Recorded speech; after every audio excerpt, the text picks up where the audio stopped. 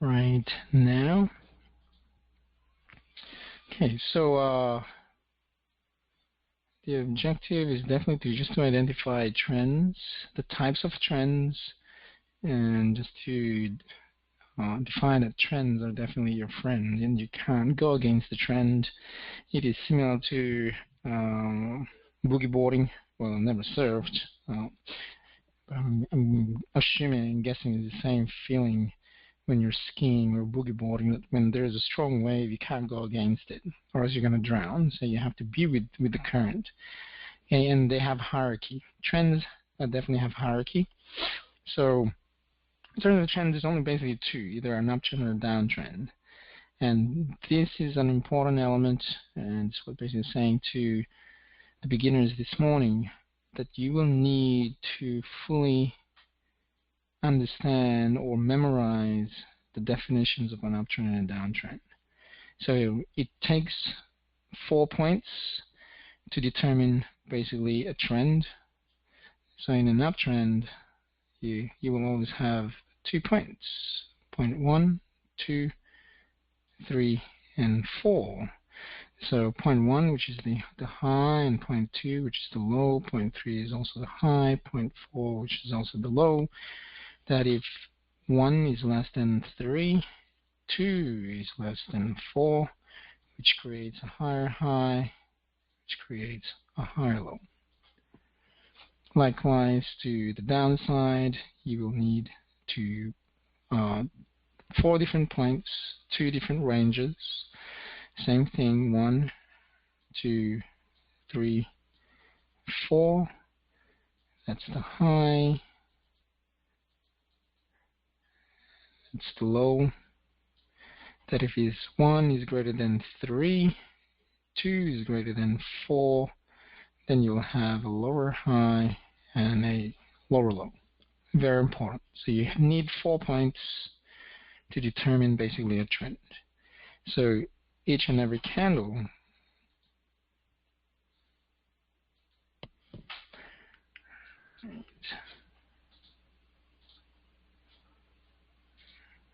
choose a different pair. I'll go to Aussie because I want to go through that.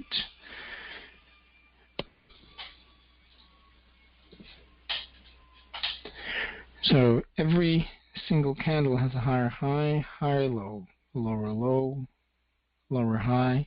So each 2 consecutive candles will determine already basically a trend. And I'll take basically, will be a good one, okay, here. I'll take this 2. It creates basically a higher high, higher low. I'm going to magnify that all the way down to even a 1 minute time frame. And you will see that you have basically an uptrend. So that's basically in terms of when you get to the advanced, the law of harmonic vibration, that's basically how it equates to. So just very simple. It's an important element just to fully understand that in order to create a trend, you need 4 points. Now to create a trough or a peak, you need simply 8 points. But if you really want to think about it, it's just simply 6. So that being said, you have 1, 2, 3, 4, 5, and 6. So you will need a series of lower highs and lower lows, meaning that 1 is greater than 3, 2 is greater than 4, and you will need a series of higher highs and a series of higher lows, which now 3 is less than 5, 4 is less than 6. And that where number 4 will be the actual trough. That will confirm an actual low itself. So that automatically means that you already have a transitioning of a trend from a downtrend to an uptrend. Likewise, when something peaks, so you have 1, 2, 3, 4, 5, 6, that If 1 is less than 3 and 2 is less than 4, then you have a higher high, you have a higher low. And 3 is greater than 5, and 4 is greater than 6, which creates a lower high and a lower low. That number 3 is now your peak. And that also means that from an uptrend is transitioning now to a downtrend. It's based on your peaks and troughs. Okay, so I will take your questions at the end of the session. What we're going to do is open up your MarketScope and simply go through. Let's look at the Aussie against the US dollar based on a daily time frame. And so daily, click on 3 months for me, please. And I want you to determine your peaks and troughs using the Aussie US dollar based on the daily time frame. So click on daily time frame, 3 months, and from the current all the way to the very end, which is now December 16, is it for you to determine your peaks and troughs. Any questions there? Any questions in terms of the exercise, Jamel? I can understand the peak and troughs. Yes. Yeah, great. So do it for me, please, and then I'll give you 5 minutes, and I'm going to have a look in terms of your peaks and troughs. All right. So 5 minutes. Actually, 5 to 10 minutes, probably. Yeah, 5 minutes. It will give you 5 minutes. I've already done on a chart. Would you want me to show you on that one? No, please. Please do the Aussie. Yes. So whatever you've done in the past, let's do a fresh one. Thank you. Okay. Okay. Then when you're finished, just type in your chat box for me, and then we're gonna have a look. Sure, mate. I'll do. Thank you.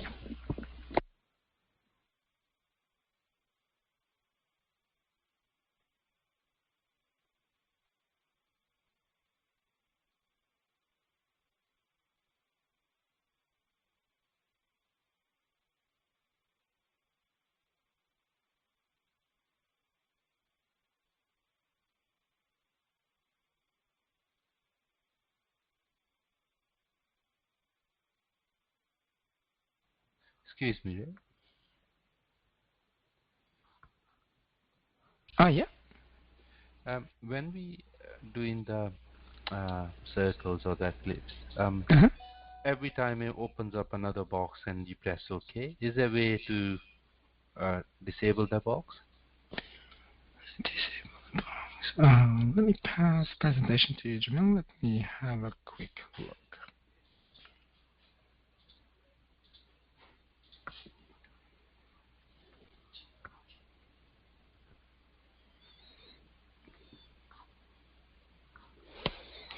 Right. Are you able to view my screen?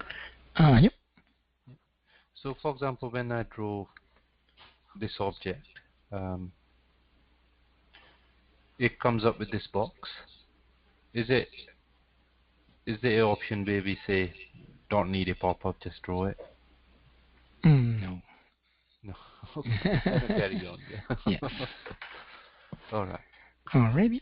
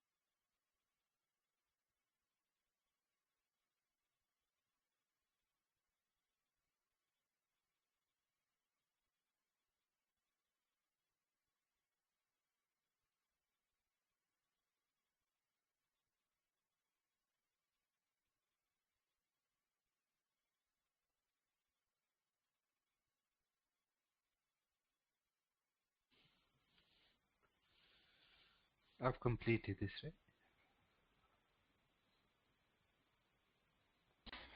All right, let's have a look.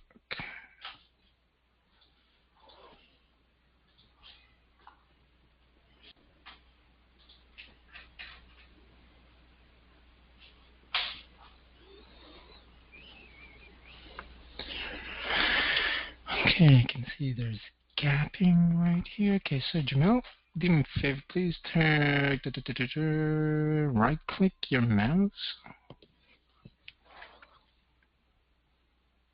and click on Options.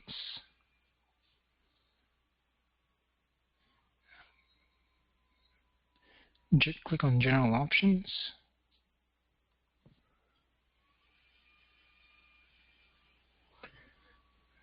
Merge into Monday data. Yes, please. I prefer to look at the gaps. That's why I've Okay. set up that. And get rid of the exponential moving average for me, please.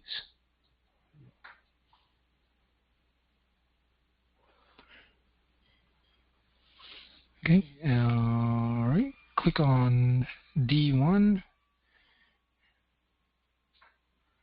and then 3 months, please.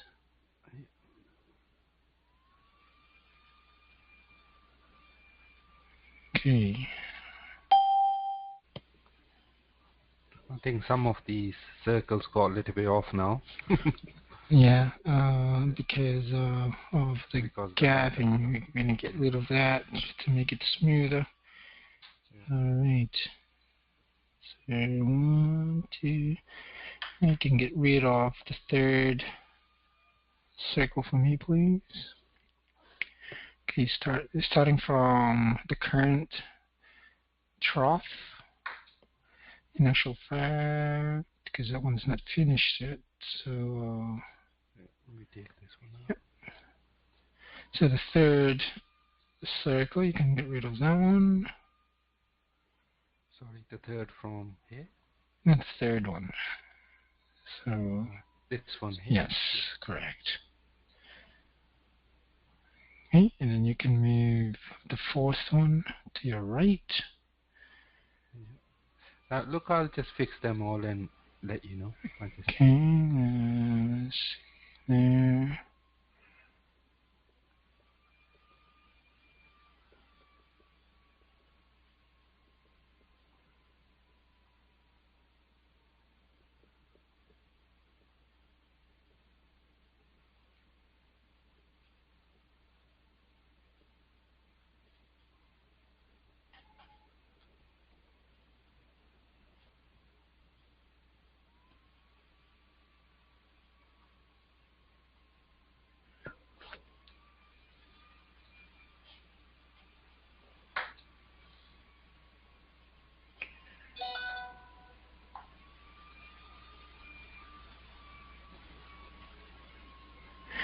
Okay, so let's create certain rules when you're looking at the chart. Number one, the default is 72 candles, so D1 3 months.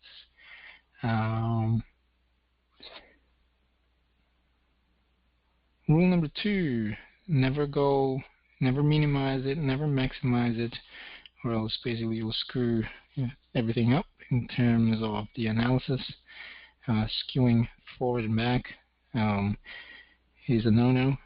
In the olden days, actually, we used to print it out and we just basically we use graphing paper to really determine, because when you get to the advanced, when you start doing certain things of the information, it will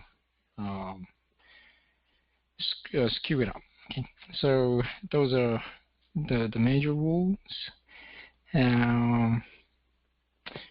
Oh, we got Ruba as well.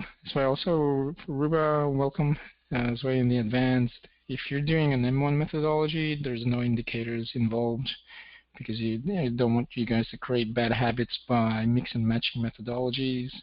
And it's against basically the rules of trading.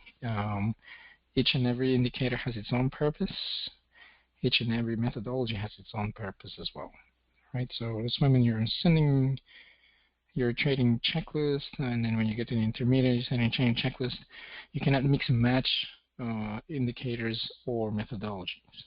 So they just have specific rules, and I need to be straightforward with you guys, because especially if I will see 3 indicators being mixed together, after 3 tries on the 4th one, there's a hefty fine of $1,000 actually. So, and these are the rules that needs to be implemented just to avoid bad habits. Okay, so looking at that, the 4th circle needs to be erased. 1, 2, 3, 4. 1, 2, 3, 4, 5, 6, 7, 8. 9th circle needs to be erased. 10th circle needs to be erased. 1, 2, 3, yep, that one.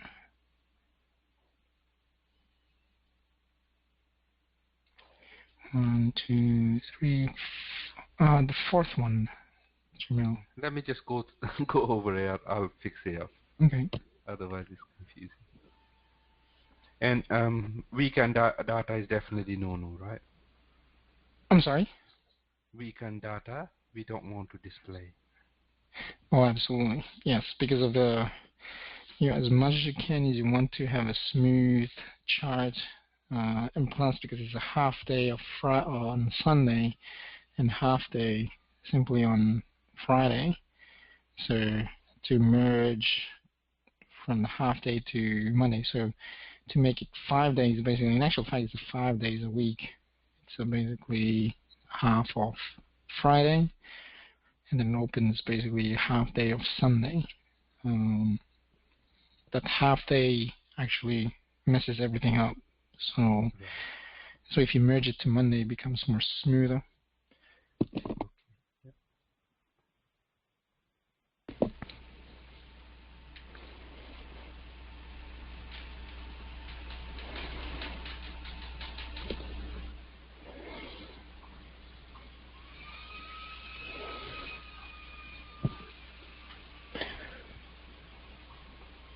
All right, Ruba, while you're here, I'm going to test you as well, see if Jamil did it right.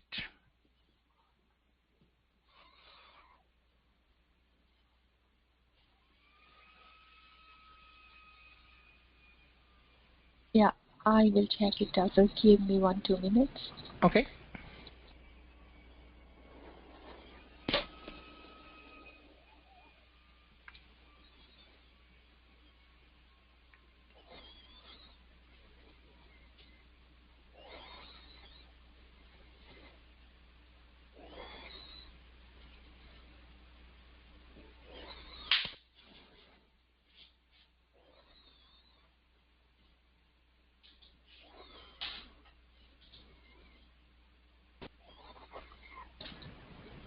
I can find a peak that is not a peak, but it's been circled. It's on 1603. The bullish indecision candle. Is it this one? No, on to your right. More right. More right. It's on around, if you see the bottom, the 1603 time. It's on top of it. Yes, this one. No. Next to it. Yes, the bullish one, the blue candle. Yes, this one. Yes. And next to it, on the red doji candle, it's not a peak as well. The one we did before, yes. What we did before, Ruba, we were having a weekend data on the chart. Oh, yes. When I yes. drew all these circles, and when we kind of took the data off, it's just moved some of them.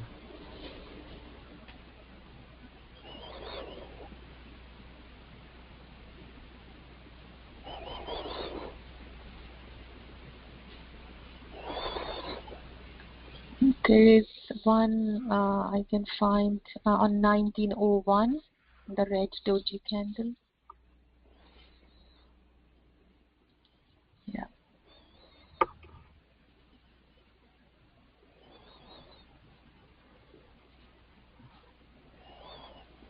around this area?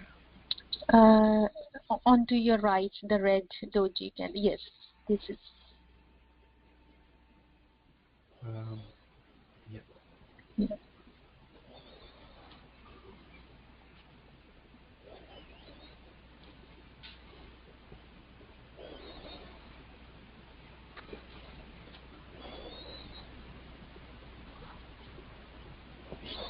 And the second trough from right, second circle from right actually, from bottom circle, yeah.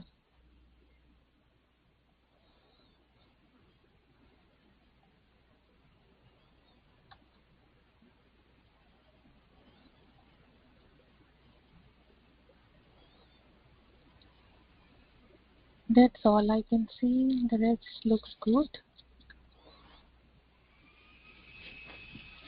All right, very good. If you're happy, I'm happy. And everything's basically all set. Good. Nice. Okay. Okay, so there's just simply 2 or 3 steps to identify basically a trend. Step number 1 is always looking at the bigger picture, is to go through and find the lowest low, basically the troughs, to identify an uptrend, to define a downtrend, is going through the whole chart and identify basically the highest peak out of the whole, say in a 3-month period, which one's the highest high, which one's the lowest low, to define your uptrend or downtrend. And then you connect simply the troughs and the peaks together. That's basically most valid to the chart. And then you can identify the hierarchy of the trend. So hierarchies are important. One point, Rick. Could you please go one step back? The step 1, depending on the time frame, always look at the bigger picture. What do you mean by that? So if you chose, say, the daily time frame, then you need to look at the big picture of it. So based on a 3-month, the default is basically 3 months, minimum of 72 candles. If you're looking at a 4-hourly chart, then determine basically out of that 72 candles. So 4 hours, probably like. So we going back 5 like days. 6 months or like 5 months back. Is that what you mean, or the higher time frame? The default of 72, meaning 72, minimum 72 candles. So on a daily time frame, like what you did, is 3 months. Yes. Right? And if you choose 4 hours on a 4-hourly time frame, the default is approximately around 2 or 5 days. Well, 2 days, that's not enough. So 5 days to have a minimum of 72 candles. And then you look at the bigger picture, because the problem of traders is simply they're way too focused only around this segment or around here, and they don't look at the whole big picture. So when we mean by a big picture,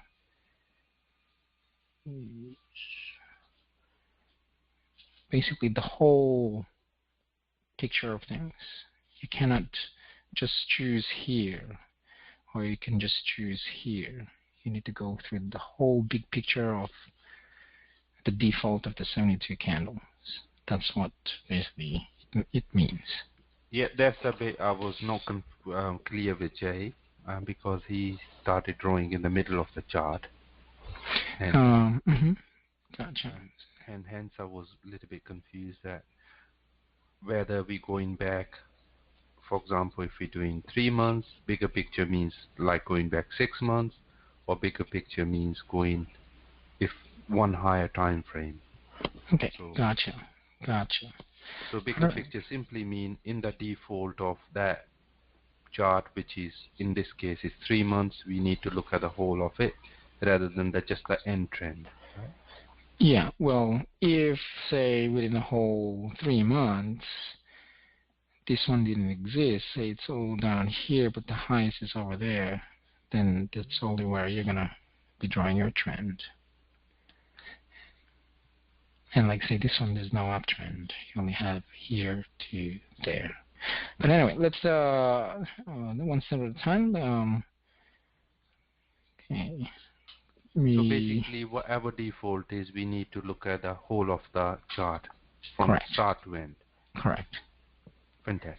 Thank you.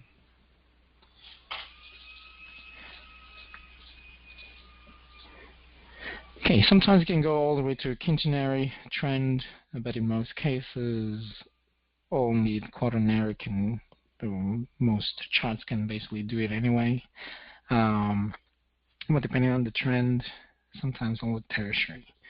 Okay, so an example is basically this, looking at the whole big picture, where is basically the lowest low or the major trough. So you have point A, you have one here too, point B, then you have basically point C. Okay, so if you're over here looking from the bottom end of point A, you will be able to see point B, you will be able to see point C, but you won't be able to see point D, E, and F, because you have C blocking D, E, and F.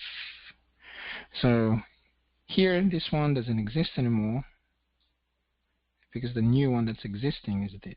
So you connect A to C, that creates your primary trend. Now if you're here now sitting looking at it, you will be able to see point D, but you won't be able to see point E or F. Now you will connect C to D to create your secondary.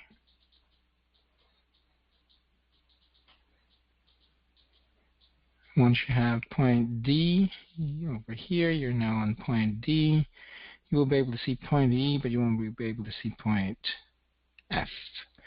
So you have D to F, or sorry, D to E becomes your third, your tertiary.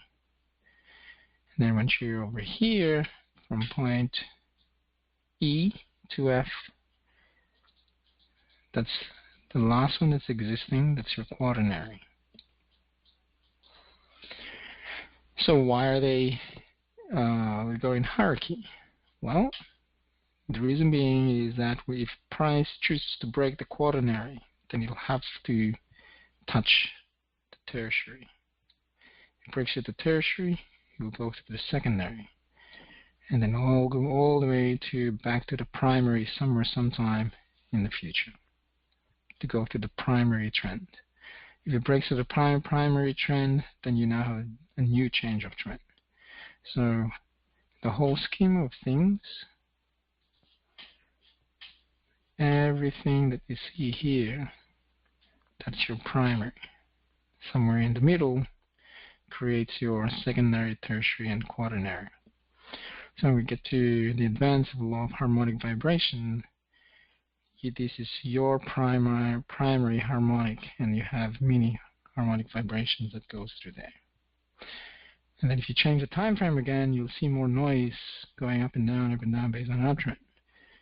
So here's also one issue of a novice trader, is that they don't know their time frame that they're trading at. Then all of a sudden they're shorting, but they don't see a whole big picture that basically everything's pointing to the upside, and then they're shorting. That's why they get stopped out all the time. They don't even realize there's certain news, and bam. And this is a major problem when people get stopped out very easily, and the reason is because they don't know the rules basically of the vibration of the frequency where they're basically trading from based on the time frame. Okay, but nevertheless, it's a different issue, a different topic. Okay, in terms now of the exercise, from what you've done through there, I want you to draw your trends and identify your primary trend, uptrend, downtrend, secondary, tertiary, and quaternary. Okay, so I will automatically pass the presentation to you there, Jamil. Then we have Ruba, and then Ruba, let's see if you would be able to spot the errors straight away. Okay? Yeah. Hi, Ray. Can I ask a couple of questions regarding drawing the lines to start with? Nope. I want you to draw your trends first, and then we'll ask the question. Then ask the question. Yes, correct. It's easier that way. I want to test first to see where you're at.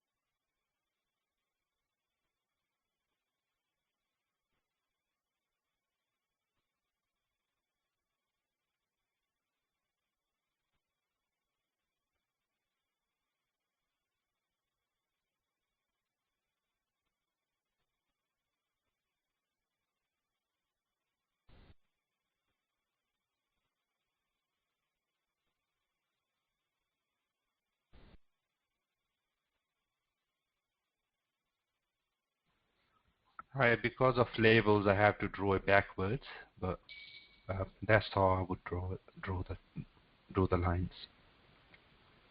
All right, so Ruba, are you happy with that? And now it needs some correction. Okay, go ahead, please, Ruba. How are you The gonna? downtrend line is very good because you match the peaks. The uptrend line is if we can remove all the lines, and then I can show which one is it. How can we remove the line 6 and line 5 ray from it so it won't come in? I'm sorry, Ruba. Like when he draw the line, it shows the label, the line 1. Can we remove the label from yes, its coming? absolutely, yeah. So if I'm removing the label, for example, here.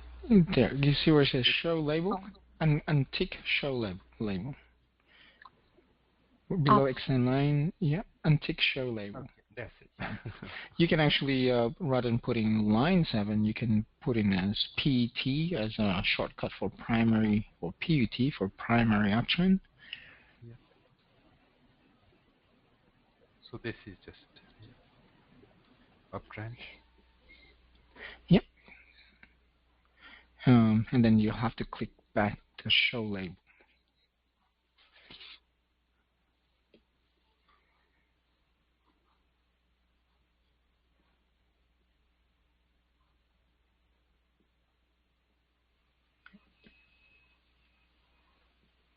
Yeah, now it's all good. The uptrend line is good.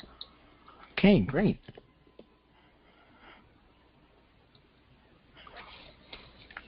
Very nice. Very simple. Nothing complex. You just identified your primary downtrend, and there's only one primary uptrend. Now we can ask the question. So what's the question, please, Jimmy? Just 1 second, please. I thought the other candle was... No. Apologies. I thought this was a low anyway. That's good. My question is, a lot of the time we find from one side of the chart to the other side of the chart, price is moving in waves. A lot of time the direction is not clear, and so now the primary trend is downtrend.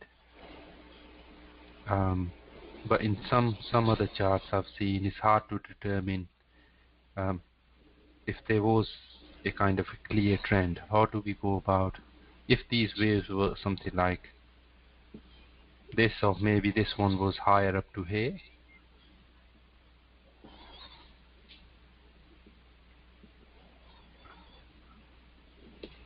If I find a chart where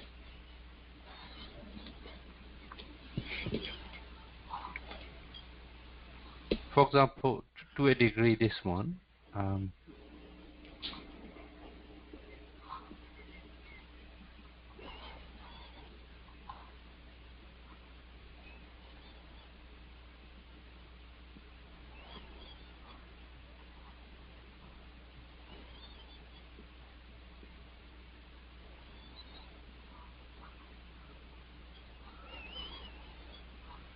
so we're still considering this as a uptrend. Can you hear me, guys? All right. Okay, Ruba, I'll let you answer that. What do you think? Yes, it's a primary uptrend, but it's a downtrend starts from where we draw the primary downtrend line. It starts from the downtrend as well, so it's coming in between at this stage.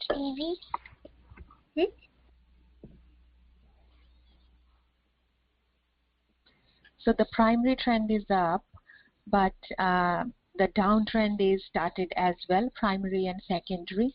So it needs to decide in future like which way it will go, up or down.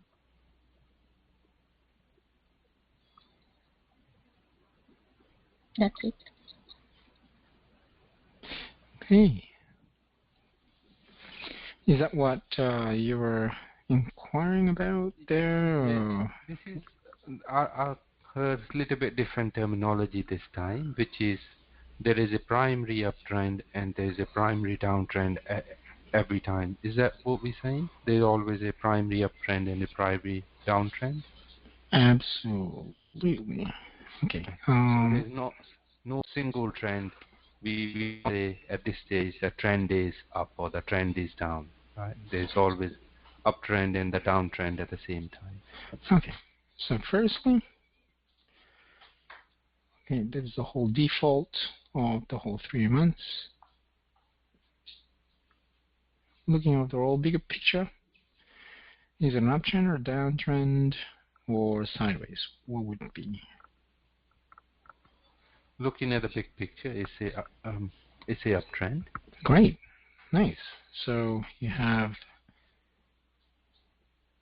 a low, you have a high, you have a high, you have now a low, and then everything here, which are now your lows.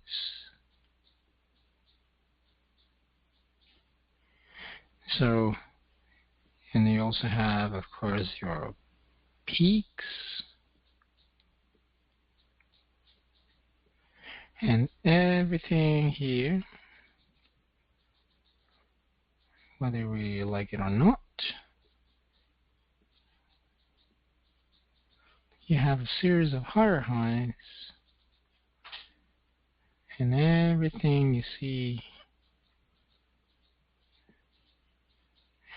including this, is a higher low. So overall, you have an uptrend.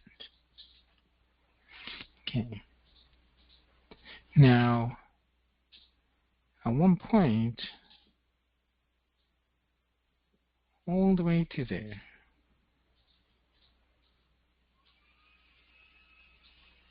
you have a series of higher lows, you have a series of higher highs, and you have a clear cut, a clear picture that definitely that is an uptrend. No doubt about that. Correct? Very clear.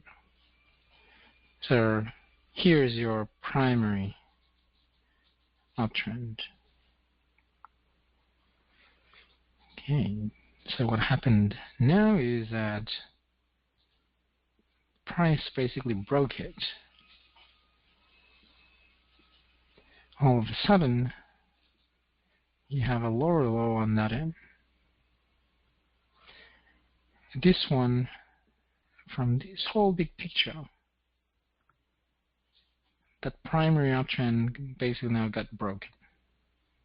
This PUT right here. Can I please ask a question at this stage? Yes, go ahead. This is what I'm trying to clarify is the series of higher highs and higher lows. Mm-hmm. So for example, on the first part, if I can, it's going little bit, I can see the stair steps, but when they start to consolidate, some of these are lower lows, and some I start seeing some of the,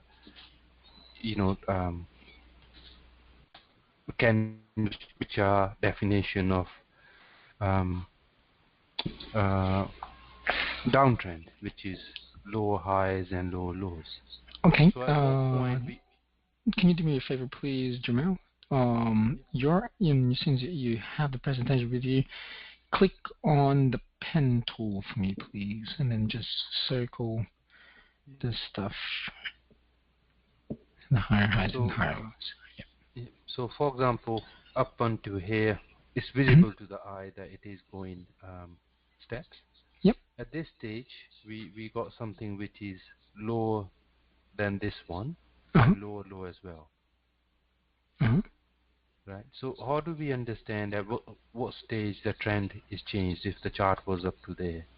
Okay. Because so we need to trade on the hard end of the scale when the candles are moving. We don't know what's going to move ahead. So at what stage we think is change of trend? Where is your trough and where's your peak based on what you just showed me just then? I'm thinking this was a kind of candle where from this series I could see visibly this was no, this is no, just this candle here did break the series of going into uptrend, but the lower lows and lower highs. Okay, so the see how you circled on that strong doji? So that one right there. Is that a peak or is that a major peak or no? No, it's not a peak. Exactly. So you have, where is the peak of it? The peak is the next candle.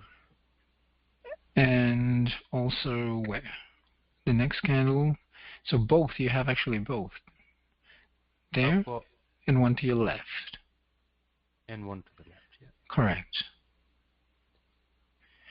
So those two peaks, are they still defined as higher highs? Yes, for sure. Okay, great. Now, your trough, where is your other trough?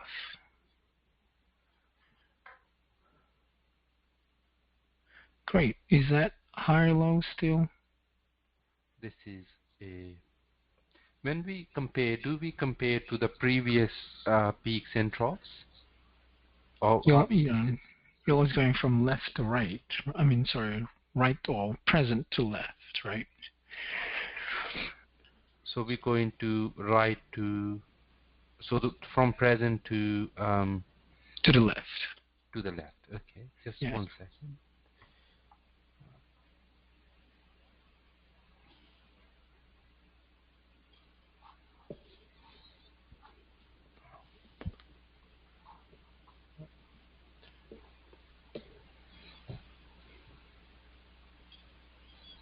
So if we were around here and a previous troughs are here,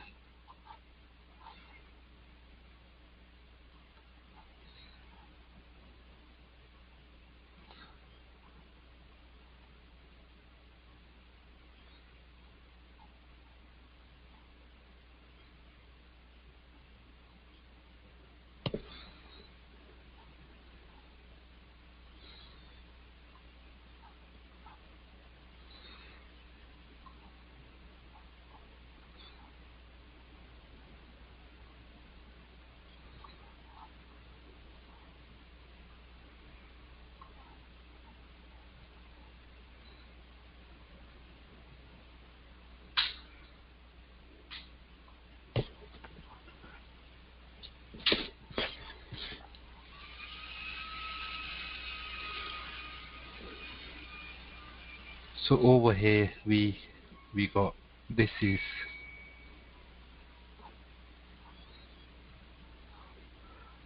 so we need to look at the charts like this.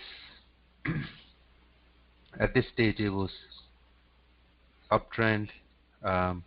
Still I would consider up to here uptrend, and then when we get in these candles which are consolidating, and suddenly we got the definition of so then at this stage we compare to this last trough. Is that what we're saying? Okay, let's look at the numbers. Trend is changed. What is the low of that trough right there? Low of this one? The trough, yes. What's the low of that one, please? It's 15673. Okay, right, left click it for me, please. I want to see the actual real number. Yeah. And okay. Put the cursor on the actual candle for me, please, Jamil. Okay, 15672, and what's the one on the right? 15646. So that's definitely lower compared to the previous one, right? So within that area, that whole small segment of consolidation is a downtrend. Okay. Yeah. Right? So now the question is, the one that you're asking is, when can we now define it as a downtrend? Yeah. Right? Or the change of direction. Or change of direction of trend. Yeah. Okay. Based on what you can just see there without you skewing everything, I want you to draw your primary uptrend. Where's your primary uptrend?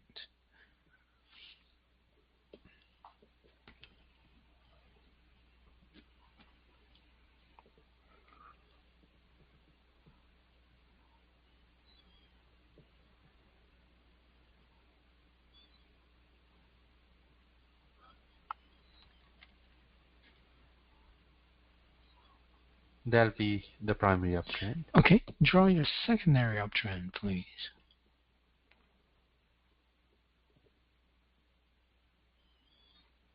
Secondary. Okay. Draw your tertiary, please.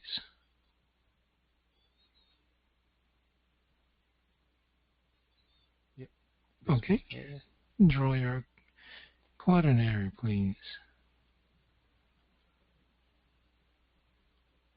This one here. Is the blue one the actual trough or the one before that?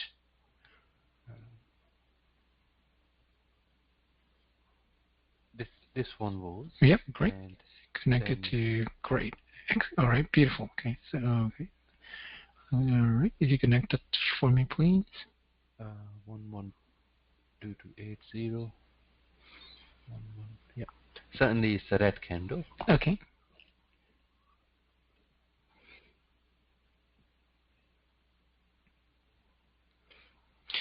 All right, and then your quaternary one. One more.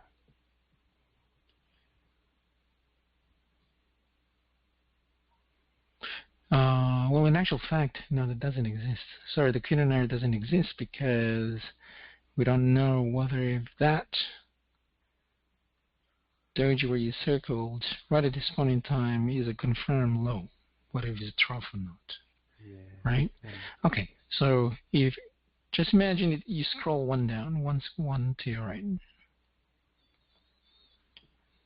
So just imagine the next day, what will you scroll to the next day?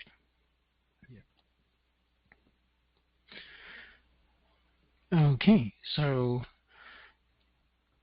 now you can put one line again, the quaternary. So you have primary, secondary, tertiary, quaternary, quaternary. Yep, from there to the actual trough now. This one. Yes.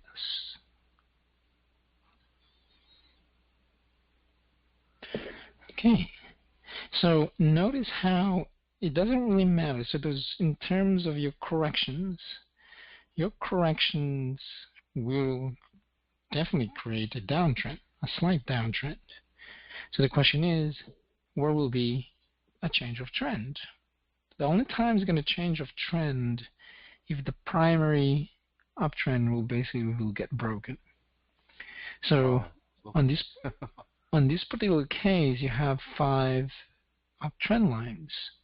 Yep. So keep scrolling for me, please, bar by bar. Yep.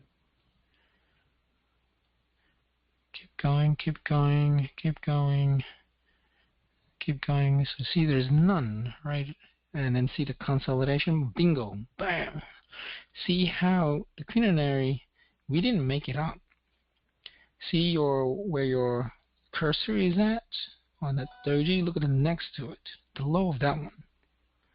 I didn't make it up. You didn't make it up. So at one point they will touch it. Either it will rebound to the upside or it will drop to the downside. So notice now here you're still basing an option based on the quinernary trend. And all of a sudden where you say you see line 9 and line 10, your primary downtrend, and you have a secondary downtrend. Notice on that blue doji, almost that hanging man right there, 123.90. You didn't make that up either. I didn't make that up. Notice the low of that basically touched the quaternary uptrend. So overall, in the whole scheme of things, whether we like it or not, it's still an uptrend. But when it corrects itself, it has to create a slight downtrend. Right? So consolidation, in most cases, consolidation simply means they're waiting for some news. So if there's nothing that's moving, one, they have to create a certain angle into consolidation before it will be jacked up again. Bam!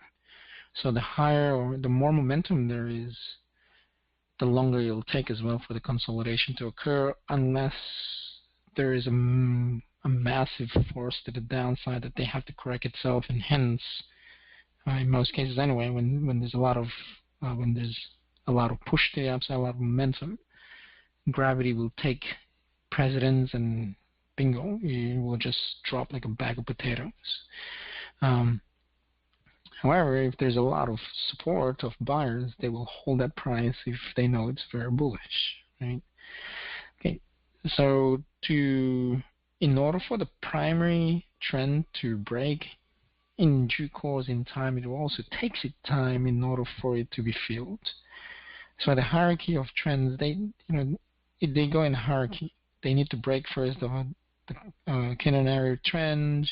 The one gets broken, then the quaternary gets broken, and tertiary. So if you scroll all the way to the present, right at this point in time, Jamal, you'll actually see it.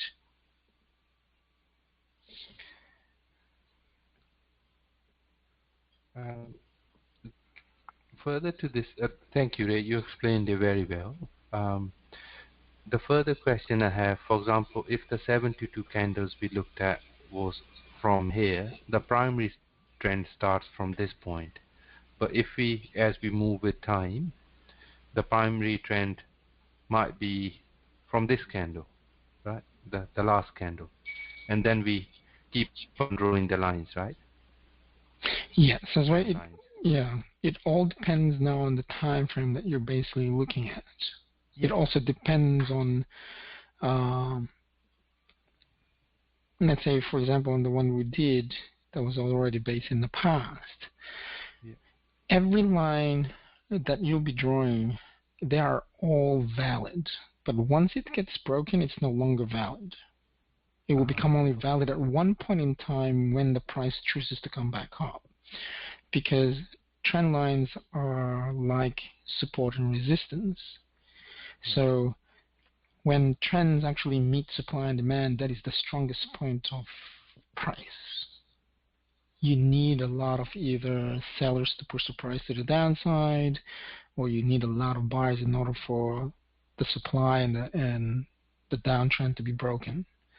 But once that's broken on those two midpoints, you are basically in a free ride to head to where it wants to go. So say, for example, this one. And how many lines do we draw in any given trend lines? After 4, is it just no, whatever the chart tells you. But like that one doesn't no longer basically everything that I already drew. If you're going out to the present moment, your tertiary, actually your quaternary and quinary doesn't exist anymore. So they're no longer valid. They were only valid at one point in time, but if you're going out to it existing to where you're at, they're not valid anymore. Okay. So what's most valid now is simply your primary, actually your secondary and tertiary. So the tertiary will be the next one on where it's going to be reached, or that's the target point of where the price is going to be. Hence, if you're looking at it now, is that since September to where we're at, the dollar CAD is a downtrend. So if you're trading since March till right now, if you're a short-term trader, you're a swing trader, or you are a day trader, then you cannot go along with this. But if you're a trend follower and you're more of a longer-term trader, then you're bullish. So it all depends on your style of trading, right, to identify what is really the trend. Overall, you're in an uptrend. Medium term, like for 3 months, actually not March, April, for 2 months, you're in a downtrend. So if you're trading from now to in the next week or two, you can't go long. You have to short because you're in a downtrend. But if you're trading now on a weekly basis or a monthly, you're leaving your trades, then at this point in time, there's no setup because you're in a downtrend. You need another transitioning of a trend in order for you to go back in to go long. Right? But if you bought it since, say, November of last year, then, you know, you're still basically in the money because it's an uptrend. Right? So it's important to have the relativity of what is the outcome you're looking for. Correct. Yeah. So it's to establish what is your prediction up to when. So timing is everything. Timing and distance. Yes. And knowing the distance of your trade. So yeah, those are the key elements. So the only two components of technical analysis is price and time. But the connectivity between price and time, which is now your vector, is your distance, right? Between y-axis and x-axis, and you connect y and x, make it say z is your distance. How far will it drop? How far will it go up? And if you can determine both there, all you need is simply the value of patience in order for the price to reach to the price point of where you want it. Okay, so that's you know, if we're talking about the science or the mathematical equation behind it, and you're adding the spiritual aspect, yeah, you need those components. If you're a computer, you just have to let it go, let it ride. But because we have emotion, that's why people will micromanage the account, and being impatient, anxiety kicks in, anxiousness kicks in, and this is why they start losing. Right, so it all depends on the time and what you're looking for, really.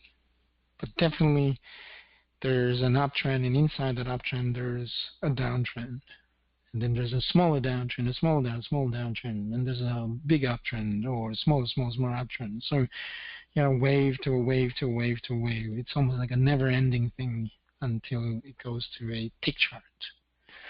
Right. So it all depends on what the time frame, the style of trader that you really want to be. All right. Good. So let's go through the pound against the US dollar. So the report will happen in 15 minutes, actually less than 15 minutes, 14 minutes to be exact.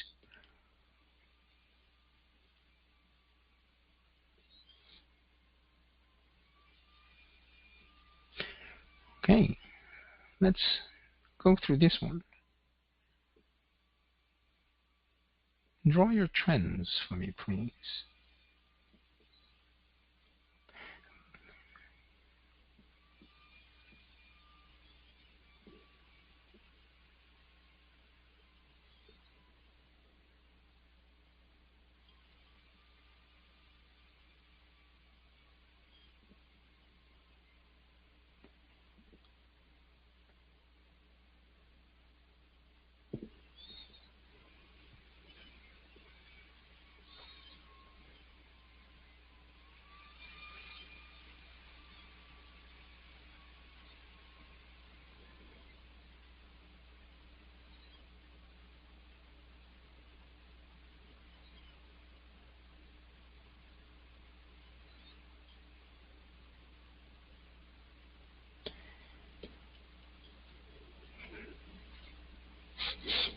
Okay, so it's clearly that you only have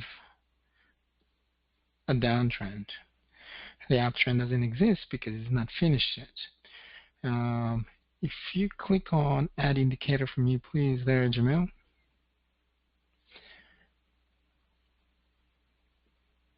And then go to the very end. Actually, there you have it. No, you don't have it. On the very bottom, click on Show Time to End.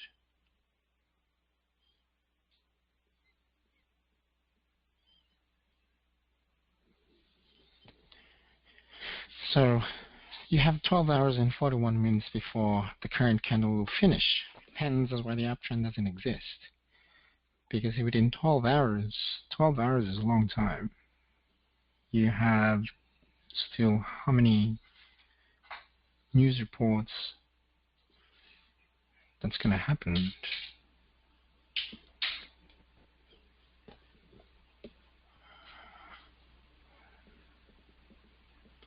You have existing home sales and crude oil inventories, but they're only medium.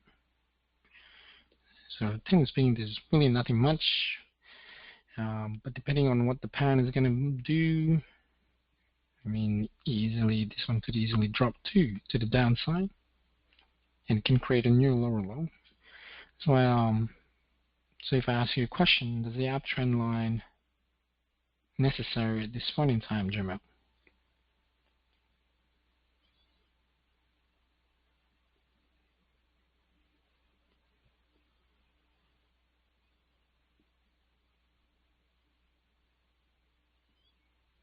Hello? Can you hear me, Jamal?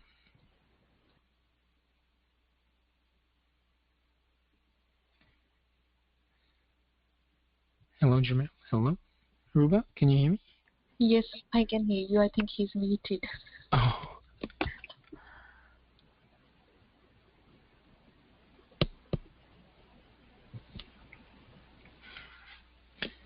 Hello, Jamal? Can you hear us?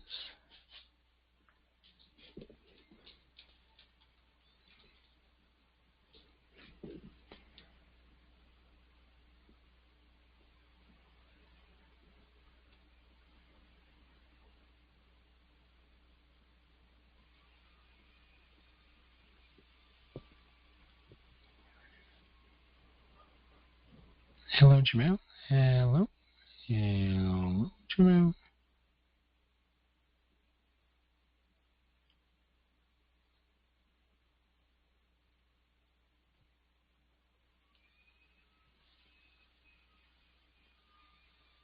Now it's better. I finally found the screen.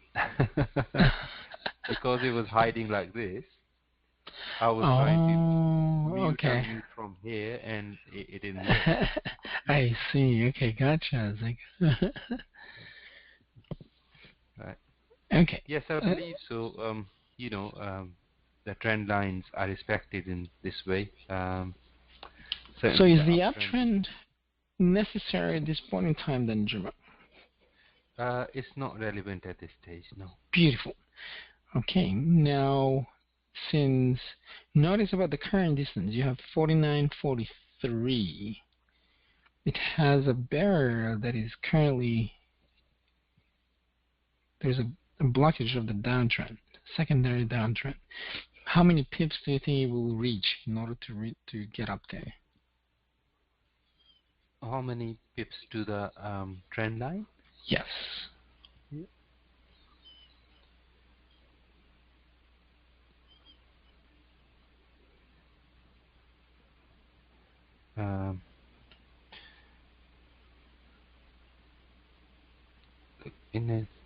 If it happens, yep, it can happen. So 74 pips, is it? All right, so approximately about 70, around 1.50, if it chooses to. Yeah. Right. Okay, so the last peak, notice the peak is higher compared to the previous peak. Last peak. That peak high. Yep. is higher compared to the last peak. Yes. So just imagine this, scroll everything to, let me, this is the pound against the dollar.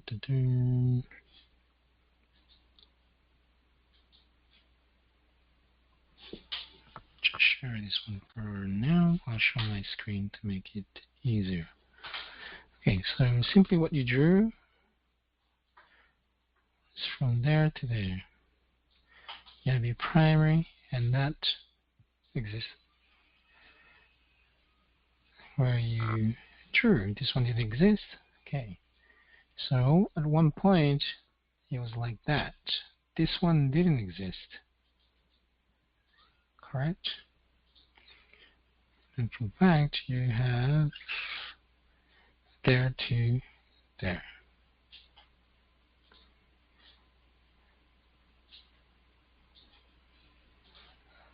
That now existed. Okay. So here you have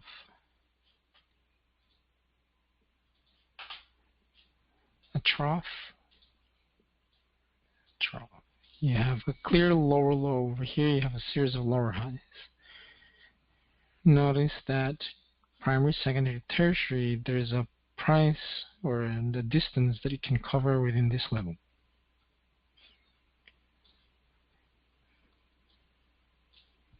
Finally, it basically broke out. There was a clear cut that this trend has been broken. This is the high, 49.70, but the price to beat is this one right here at 49.722 to create a new higher high. That's the only way. That if this one will break, that price needs to be broken in order to create a new higher high. Okay, so that high broke through that high, that high, that high. Peak, peak, peak. Next peak is here. 51.64. So it is clearly that you are now in a new potential uptrend. There's a change of trend that's basically bound to happen. Because if it didn't, then simply the price should be coming down here by now. But it didn't want to. It broke out to meet the definition of lower high, definition of lower low. But instead, that one got broken, you have an automatic higher high. Then sometime it needs to create a higher low, and you need simply 4 points. Higher high, lower high. So we're waiting now for a lower high to happen.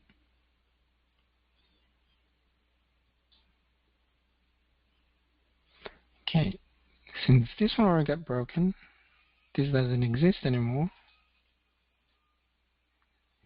You have a new peak, but a new higher high. If this one finishes like this,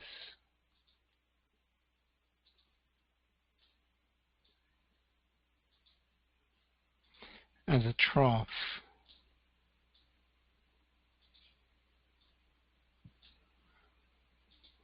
then you have a clear cut, you have an uptrend all the way to 53.70, despite everything still pointing to a downtrend. So that means that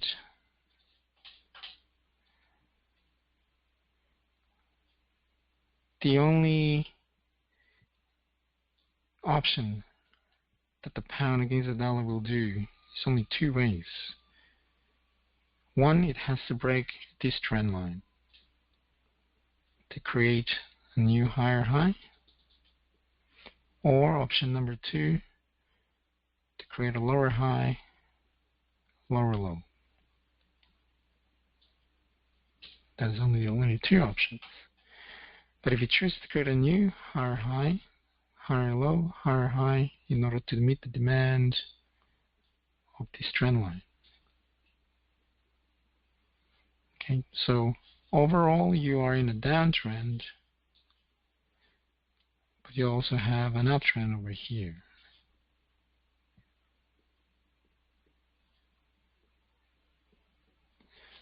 Then you'll see this.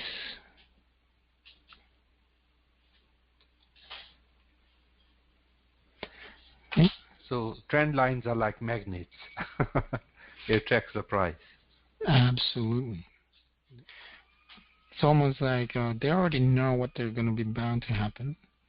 And they say they, imagine an analyst also looking at the same thing. That's why high and lows are so important. Peaks and troughs are so important. Because this is the price that they're going to beat. 150.53. 150.54. So is someone willing to push the price all the way up there, or willing to place a bid higher than that? If they say yes, then easy. This is going to go all the way to 153 by May and so forth. And if it breaks that all the way to there, and if this one gets broken, then go back to 158 again. And this is how simply like price patterns like your head and shoulders, but I call them basically very different. And you can see within the distance to get through there at one point in time, you will reach that. Right? That's why these transitioning for me, transitional trends are very important, because these are the clues that institutions basically give out, and you have almost a guaranteed outcome of what it can do. Okay, so if our projection that is going to go to the upside, that if there is a possibility or the probability going to go to 150, and this is where now we can change the time frame all the way down to even a 5-minute time frame. So you're in an uptrend. So you can't really go short. Oh shoot, we just missed it. Okay, so the report has come. Okay. Whoa, okay, it's volatile. Look at the spread. It increased 2.3 back to 1.9. Okay, so this is a 5-minute time frame. And a 5-minute time frame is a lot of volatility. 59, 60, 63. Perfect. Okay, 64. Reaching a level of supply. Price to beat is not that high. 69.9.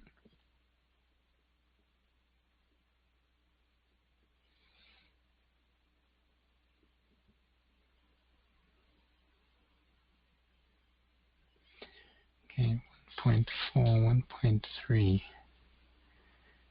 Okay, let's add a little bit more, okay, just to see.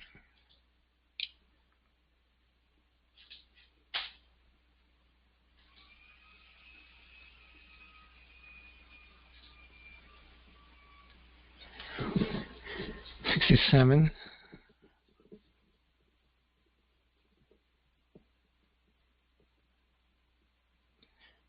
Bingo. So there is now broken. It will create now a new higher high. And so we said that can it go to 150? That is simply the price that it needs to beat. So you're getting to a small time frame. You can actually magnify it a little bit more. Then within this distance, another 35, 38 pips, which is nothing really basically on the pound. And the reason being because on a daily time frame, the pound can go from top to bottom 140 on average. 150, that's close to 195, 97, so on average 150, 49.73. Breaking out now on that high, 73 to 78. Breaking out on that peak, 80, 84. So price is currently level of supply.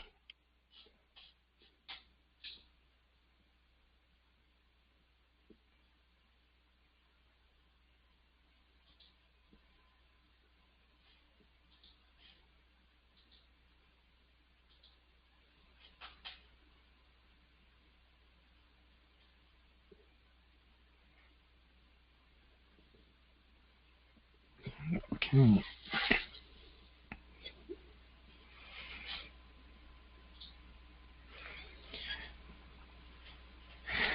See where there's a lot of momentum on the 5-minute time frame.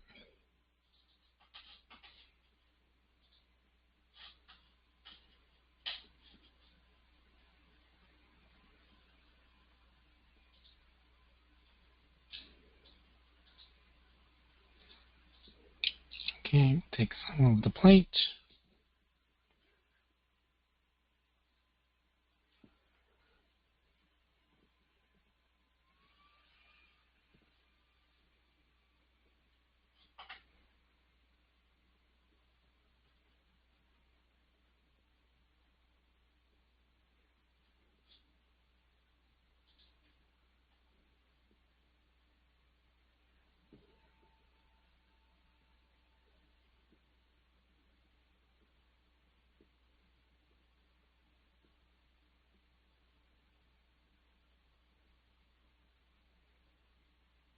Yeah, seems like struggling at the point of supply. Yeah, we'll take time again in order for buyers to come in. So basically, once the excitement is already gone, that's the one thing about I like trading prior to the news, because once the news happens, that creates like a jet fuel, and it goes like and the momentum, bam. They will consolidate again, wait, and boost it up again. But once you get to, say, on a bigger scale of things, even on a 4-hourly time frame, see there's a lot of fuel. So if it finished like this in 24 minutes, that will continue to keep going all the way here to 49. They will push it up, but it will just take time again. Time. And then once it gets exhausted, here approximately on this side, your major supply, they will come back down, and then they're going to find the courage. Okay, can we break this? And then bang, if they break it, then you have a free ride in order for the price to go to all the way, we see. Okay, that's basically all we have. And you can find again the next where the price is going to be here or there or there or there. See, because this one's got battered way too much. So if you have, that is the highest of the high within the peak. There you go. Then the next price, if it breaks through there, and now here, because this is the barrier of where the price is going to reach. You have a supply. But once the primary basic gets broken, then you will have a clear cut on where the price will come back up at one point. Okay. But for me, I'm not convinced, because you have a lower low. So even if it continues to go up there, I'll still be shorting it, because it will create here. They need to retest at 146, and you have a clear cut of a higher low, then that will continue to the upside. Right? So that's how I see things basically in the markets. Or if this one doesn't want to supersede or surpass this point, then that's also going to fail and head back to create a trend to the downside. But we are in a level of supply, or even here, and it can't really go surpass that. Well, the odds that it could break 150 is more than likely to retest around this level before it can fail. Okay. So let me close some. So it's combination of both trend lines as well as supply and demand. Oh, absolutely. But trends have the highest hierarchy of them all. Trend got the highest hierarchy. Correct. Within the trends, which one got the hierarchy? Because primary, tertiary, and there's opposite trends going on as well. So which one would be? Your primary will always have the highest hierarchy. Right. And then secondary, tertiary, they will break and keep break and break. until it will reach the primary trend. And then once, say here, right, you have a peak. What if it creates another peak? Then you have a lower high. What if it's higher here? Then from this one will be now moved to this one until this one will be broken, till it creates a new high, and you'll go to the upside. If this primary trend, like I said, has been broken, then you have a new change of trend somewhere, sometime in the long run, which now will create. I go to the monthly time frame. It will now correct itself from the top to bottom. We're going to go through fibs for now. Then all the way to 155.67 in terms of correction, maximum around 158. So that's basically how the grand scheme of things basically can operate. Right, let me close the positions for now to make it easier. So hence, I'll let you carry on. I'm sorry, go ahead, Jamil. No, please, if you carry on, and I'll ask. Oh no, I just basically close the positions for now. My question.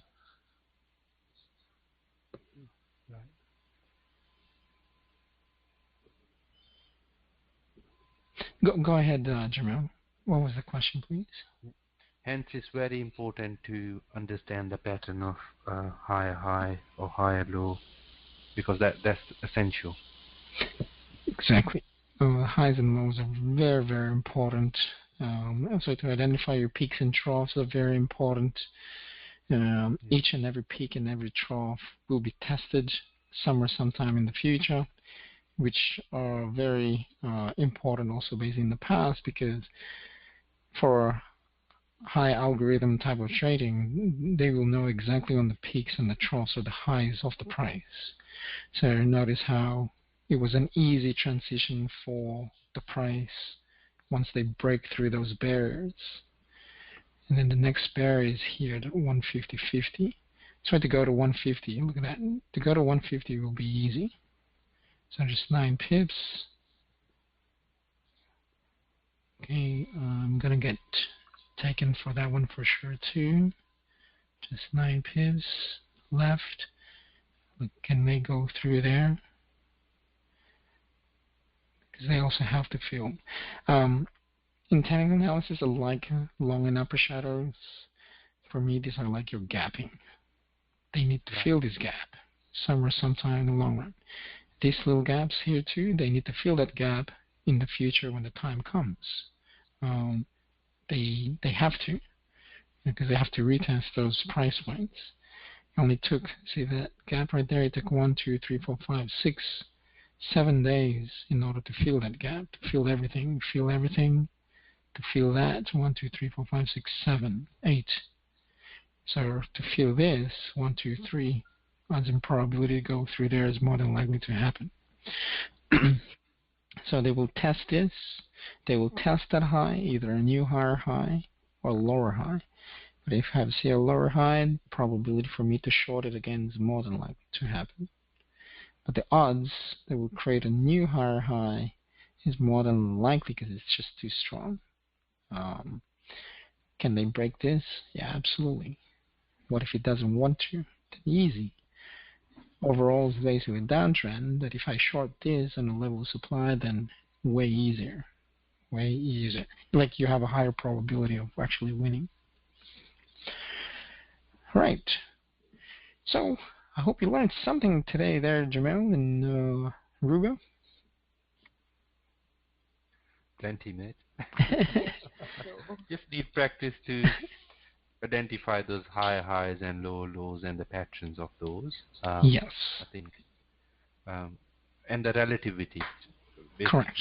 Which one is relevant, high high or high low, is at this stage is not fully settled in with me. Yeah. So relativity goes from the trend line peaks, trend lines,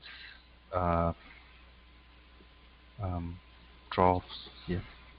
Nice. And So I sent out basically a group that will be everybody's group. So if you could send all your emails, like in terms of your homework, to identify more of the peaks and troughs, basically for the whole week for this week. And then next week, we're going to go through defining your areas of demand and supply, which is going to be an important element to combine everything all together. And you have a very simple methodology, actually, and then you can identify buy, sell, or hold. So every technique, like everything here, so there's a hold, you have a buy, you have a buy, you have a buy, approaching level of supply, here, hold. Simply, and I will give you also the rules that once price approaches a level of supply, can you really hold? In my end, I would rather sell some to make money or to put some money in my bank account, hold, and then here it finishes like that, then you have another buy, right? Boom. Oh, okay, beautiful. Sorry, I got excited there. Closed. And in terms of anything we can predict on momentum, because sometimes we feel there is a lot of momentum in the market, sometimes very less. I understand one factor is the news, but anything else that we can predict?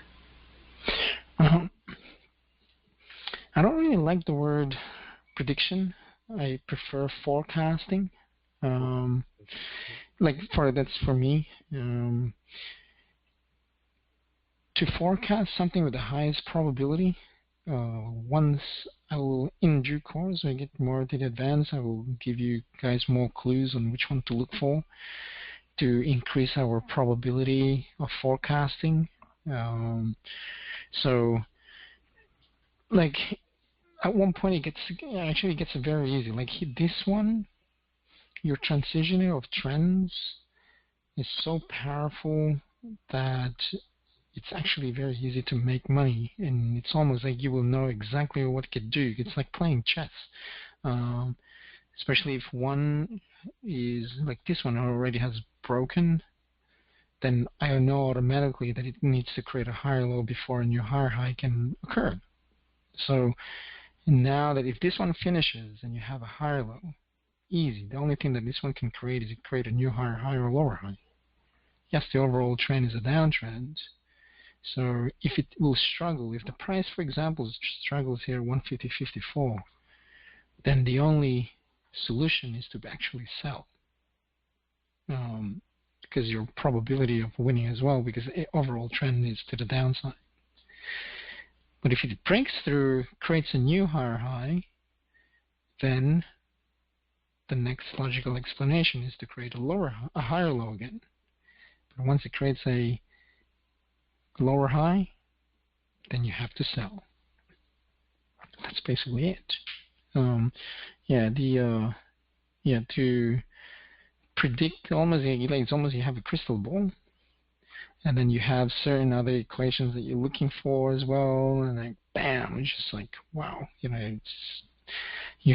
your probability is, it's almost like you're guaranteed you make money, basically. And hence why today with the Aussie Australian dollar, it was so easy to spot.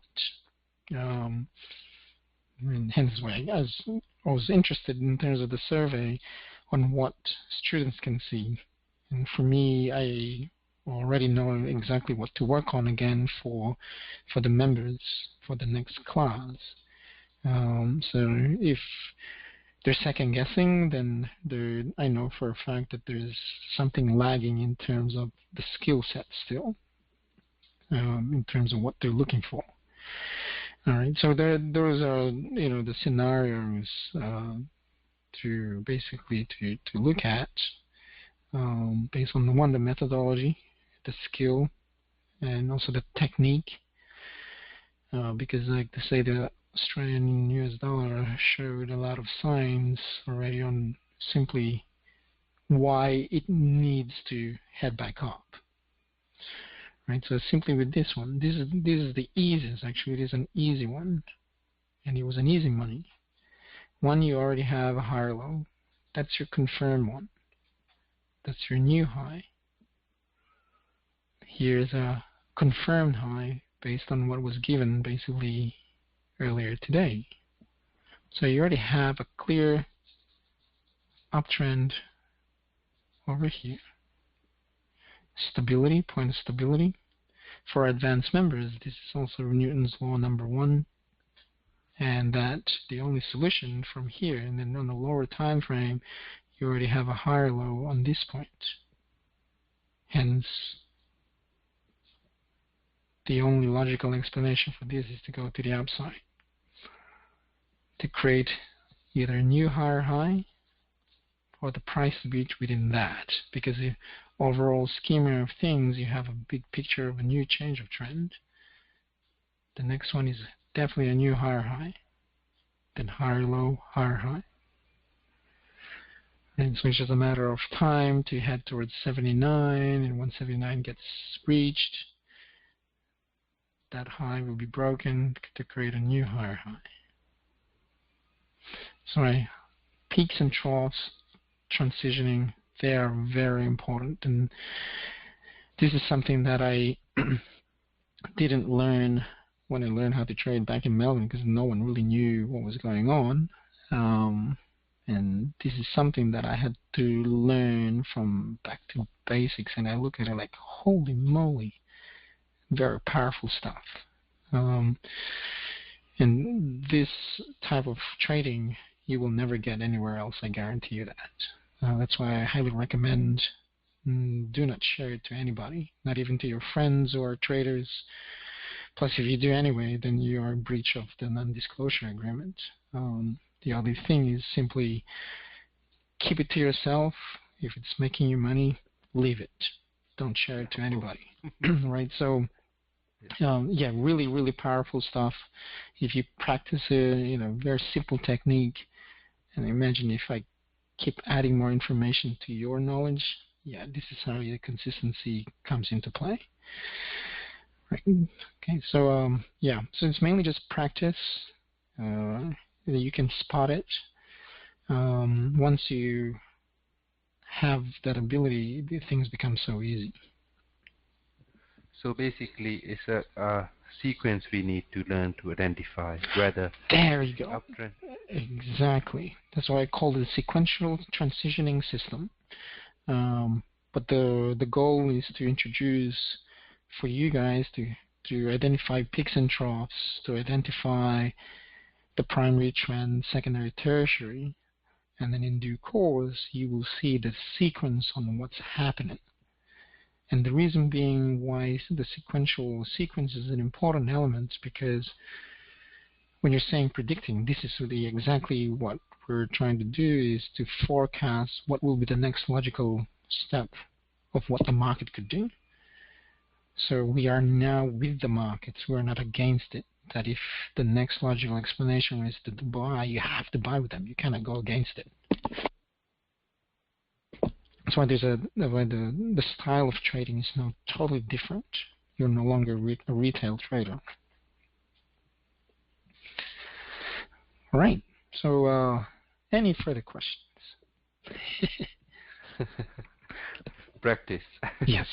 Yes, please. It's Practice. Identification of, because when, like for example here, it's to a beginner, it's going up and it's going down, it's going up and it's going down, nothing more than that. Correct. That's basically what it does. It's a frequency, right? It goes up and down, up and down. It goes in waves, it goes in length. It's the distance. How far can it go from, so people want to learn about advanced stuff. And they say, well, this is a rising bullish rising 3 pattern. So the only time for them to enter when this pattern basically finishes, too late. Imagine the amount of risk from there to there that they have to enter. Yeah. That's almost how many pips? From top to bottom, that's already 114 pips. Yeah. what we're trying to achieve is we're trying to achieve within this level with the highest probability with the lowest risk, because we're also looking at other things, not just here. You're going through the sequence of what's happening, going ahead of everybody. As well, now you get the two methodologies. They're so easy. What makes it actually challenging is that because it's so simple that you know people want to make it complex.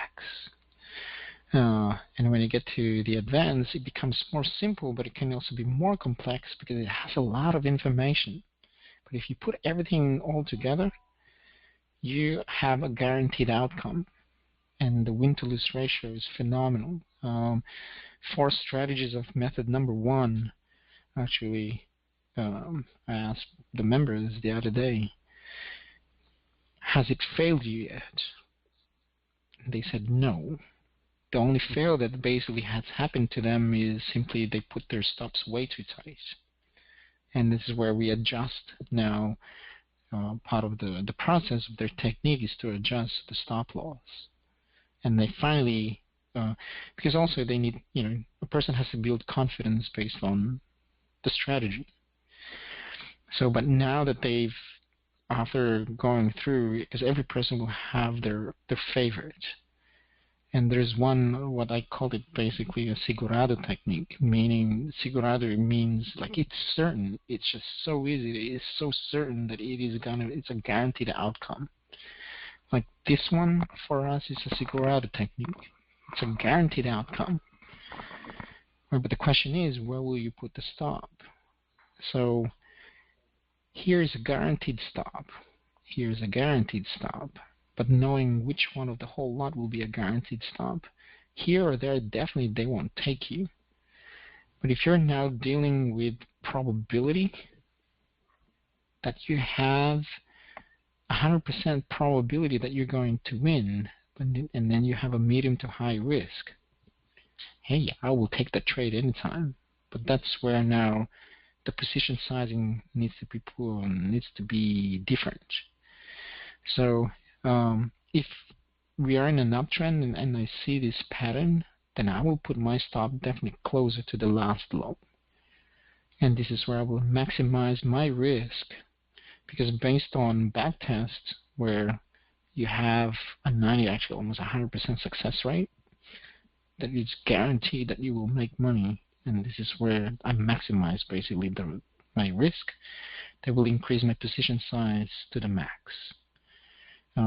But with some methodologies that we have where you're buying at retail price point, because it's basically the probability is also high, but the risk is also high, then this is where we have to reduce the position size. So when we get to the intermediate all the way to the advanced, risk management is very important, and we have to go through in detail how can really identify and measure the probability based on the risk, overall probability, the probability from point of entry to target number 1, target 2, and target 3. Target number 1 will always have the highest probability. And if you have that, then you'll make money consistently each and every time, to be honest. So, for example, I'm in beginners at the moment. So, how would I progress to the next level, which is intermediate? Yes. So, on the 8th week, you're going to get an assessment. So members like Naroy Ruba, who's going to be advanced, she's going to be there, and other members. So it's not just me that will basically give you the assessment. They will give you, they will give me their feedback based on what they see on you, and then you'll get an assessment basis saying, okay, this is what you need to work on. These are your strengths. These are your weaknesses. Leads to basically to the intermediate. After the 8th week program, leads you directly to the intermediate, where you'll be learning the 2 methodologies. And to be in the intermediate, it's not just basically me who is grading you each and every time. Other members or the advanced members will be there as well, and they will dictate whether if you're ready or not. Based on consistency, because the goal is actually consistency, and in order for you to really fully understand, like in terms of your understanding, comprehension of the methodologies, how disciplined are you, your meticulousness, giving your homework, can you are still following basically pure objectivity based on your trend lines, based on defining your areas of demand and supply, based on the understanding of the methodology, based on mainly the consistency. Everything's about consistency. And then if everybody believes as a group that, hey, Jamel is ready, and then this is where you go to the advanced level. The advanced level can take a little bit longer because there's a lot of information, and to go through, actually to finish it, is definitely showing leadership, because it's not just about you. It's also about helping others, and as part of your curriculum too is you have to teach at least one class, basically a week, because that will definitely help your trading to go to the next level. And also grading you when you're teaching, when I'm listening, sometimes watching the videos, what do they really need? Some who have lack of confidence, out of nowhere gaining confidence. So all this type of stuff. That's why after this, I'm also going to ask your feedback based on what they have done with you guys in terms of the way how they teaching you, even the support classes. So the support classes is simply being objective. Is everything still basically in order? And then that will help them as well to go to their next level in terms of their performance when it comes to trade. Right, so that's why everything is, for me, everything is about consistency and progression, to go through each and every time. Ruba notes. Speaking, how long is for the intermediate? It's really up to you. Ruba, how long did it take you? 3 months. 3 months. 3 months, but with pure, with persistency, consistency, and commitment, though. Now, say one member who's still basically intermediate, and for 4 months. So one member has been there now for like 6 months, but he's not ready. It's not just up to me. I know that there are the rest of the members basically saying no, he's not ready. And if I know that he's not ready, and that's why he's getting more support from the other advanced members, because we want him to go through to the next level. But every person is different. They will have one, either the mindset aspect, the comprehension aspect. If they're not giving their homework and it's not a real live trade, then there's no way. I need to see those live trades. And that's the whole purpose of an intermediate trader, is to open a $500 account, or else then everybody will be on a demo. Demo for me, demo is demo. I mean, anyone can make money in a demo, but on the real money, when you're putting real money on the line to test the methodology in a real-time environment, that's a different ballgame, right? So even situations where I know I'm not allowed to give advice, but I'm giving out hints or giving out trades, some people won't execute. And this is where we have to go through. Why didn't you execute? Is it because of now procrastination, laziness, and we have to go through the root cause again, right? So things like that. And we have to push certain limitations to a certain degree. But by the time, though, you get to the end of the intermediate or the advanced, I'm no longer going to be nice. And Ruba knows that. And it's not because I'm just being direct, just being honest. It's because I want everybody to succeed, because this is serious business, and you don't want you to create more bad habits. Right? And there's certain fines that needs to be set into place, even though sometimes we make reasons and excuses. For example. And at the end of the day, when the person is in advance, I don't accept excuses. If you didn't do it, then tough luck. because the market doesn't wait for us. The market is always going to be mean to us. They don't care. They don't care about me. They don't care about you. Me, on the other hand, I do care about you, and I don't want to for you to give your money back to the markets. No way. I want you to have the warrior mentality that, hey, there's other traders out there who are willing to take your money. No. Your job is to take their money, not you give your money. Right? So things like that. And hence that's why has to be certain rules that needs to be put into place. Strict rules that you have to be put into place within you. That's why the meticulousness and the integrity part needs to really be set. Where tomorrow doesn't exist, where today's what matters, and that if you're trading, hey, it's trading. So setting priorities, basically. Right? And always knowing why you're doing this. What is your real purpose?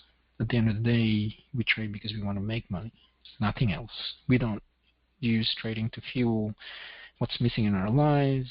It's just pure business. And if we're going to deal with pure business, then we have to have proper professional work ethic and leadership mentality in order to make money. That's it. It's a simple process. And results shows. And that's one thing is basically the results. At the end of the day, being an intermediate is not about, for me, about the winning or losing. It is mainly about the process in terms of what the student basically learned. If they can learn meticulousness and discipline when they're showing commitment and persistency, giving their homework, it's like the trading checklist for me is really important. I know exactly if someone's cheating or doing shortcuts. And they miss one thing, you will lose. How many times have we done that, Ruba, right? That the only way we lose money is we're not being meticulous. But once you're being meticulous, easy. The emotion goes away, and this is where the results of what you want is going to be there in terms of making money. Right? So, yeah, so that's basically the whole progression right there, Jamil. Thank you. Yep. And for example, we are in Australia. I know you do a lot of all of the morning classes, which is early morning for us. Moving on to the next level, beginners. Is this the case? Like most of the morning classes are run by you, or how do we know like which class you're running? All right. The morning classes definitely I'm always there, and hence, I mean, it's easier for Ruba because Ruba is not working at this point in time, and Ruba is almost in every class. So in the advance, in most cases, I do take them, like the 3 to 4 in the afternoon. I have to take them. There's probably only one person or two that I would let them teach the advance, but other than that, no. The 3 to 4 is always me. Intermediate is the 6:30 to 8:30, or mainly the advanced because it's so easy. The methodology is very easy. But the evening ones, so Mondays and Wednesdays, from the group intermediate advanced, I do take them. To trading psychology, to intermediate advanced on Wednesday, which is not Thursday, your time, I do take them. The beginners, the 2 is because the afternoon and evening, I don't really take them that much, is because I want the advanced to develop their teaching skills and the objectivity of the markets and to let them gain the experience. But the morning ones of all the beginner classes, Trading Psychology 101, definitely I do take it. The person I think who's highly experienced, Jeff is really good in what he does. Samantha is really good in terms of the beginners. Caitlin.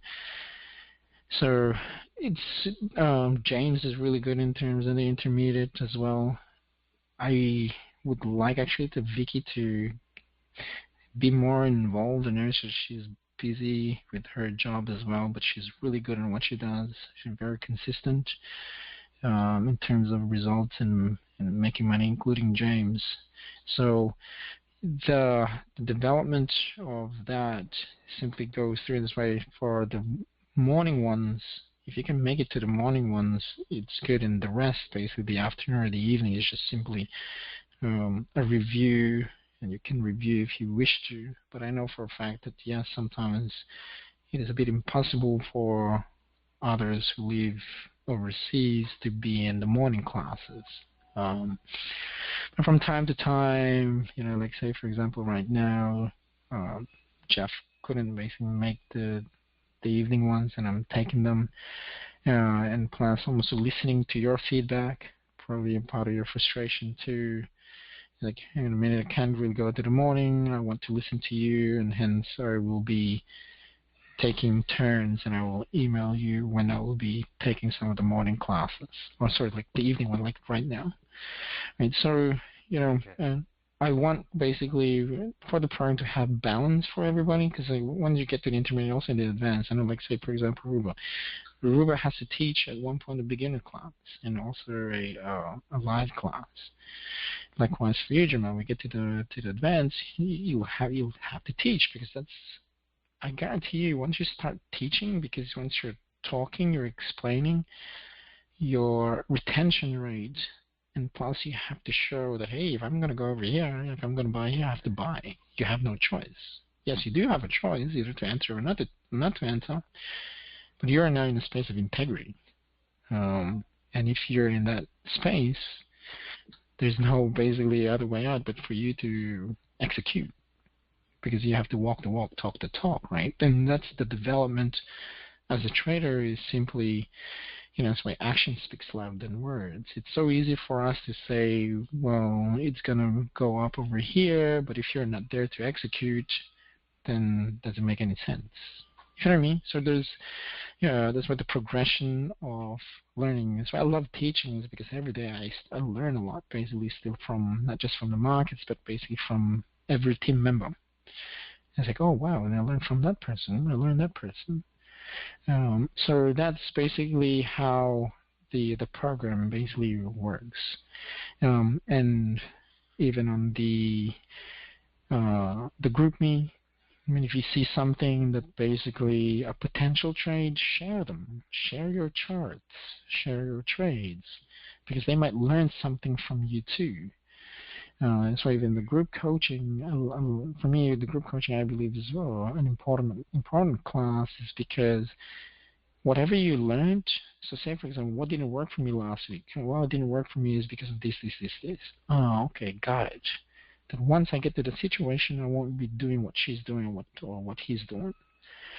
So it's the camaraderie, because once you're seeing everything and it's purely highly objective, things become so easy, right? Because it's our perception or belief. Some will be saying sell, some will say buy. But once we have the methodology straight, why is he selling? Hang on a minute. So if 3 people are selling and one's buying, then there's something wrong. Then what can we do in order to fix that error? So now the goal is for everybody to see the same thing. If we can have that ability, then your success rate as well in making money will increase, basically in trading. All right. If any further questions? Holy moly, time flies. No, thank you, Ray. Learned a lot, so thanks very much. You're welcome. Ruba, do you have any questions? And thanks for coming in. No, thank you, Ray. All good. Beautiful. Well, you guys enjoy your evening, and we'll see you later on. We'll see you tomorrow on the live if you're going to be there. I'm going to take that opportunity because there's no reports. We're going to practice more and find potential trades if there's any. Okay. Thank you. All right, guys. You have a good one. Thank you. Bye.